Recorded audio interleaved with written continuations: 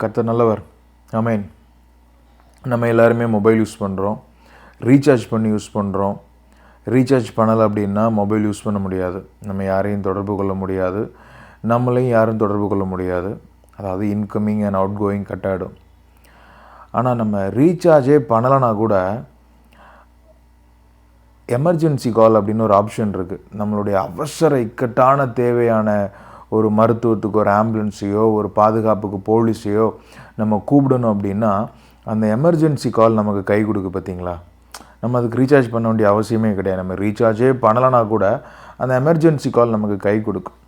அதே மாதிரி நிறையா டைம் நம்ம ஆண்டவரோட சமூகத்தில் நம்ம ஜெபிக்காமல் இருந்ததுனாலையோ நம்ம வேத வாசிக்காமல் இருந்ததுனாலையோ இல்லை நிறையா டைம் நம்மளை ஆண்டவரை விட்டு நம்ம தூரமாக இருக்கிற உணர்வு இருக்கிறனாலையோ நமக்கு ஒரு அவசரம்னா கூட நம்ம ஆண்டவரை தேட மாட்டோம், ஆண்டவரை கூப்பிட மாட்டோம். ஏன் அப்படின்னா நம்ம தான் ஜெபிக்கலையே, நம்ம தான் வேத வாசிக்கலையே, நம்ம ஜெபத்தை அவர் எப்படி கேட்பார் அப்படின்னு சொல்லிட்டு நாமே ஒரு தீர்ப்பு சொல்லி அமைதியாக இருந்துருவோம்.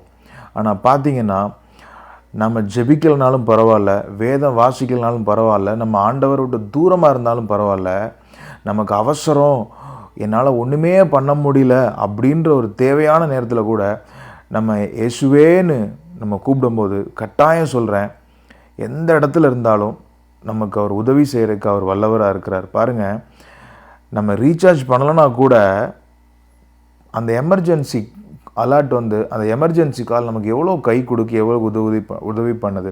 அதே மாதிரி நம்ம ஜெபிக்கலைன்னா கூட நம்ம வேத வாசிக்கலைன்னா கூட அந்த எமர்ஜென்சியாக இருக்கிற சூழ்நிலையில் இயேசுவே ஆபத்தில் அவர் நோக்கி கூப்பிடும்போது அவர் நம்ம கையை பிடிச்சி நம்மளை தூக்கி விட்டு நமக்கு தேவையானதை செஞ்சு குறைவை நிறைவாக்குறதுக்கு அவர் தயாராக இருக்கிறாரு.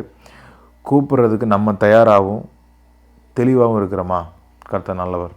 ஆமென்.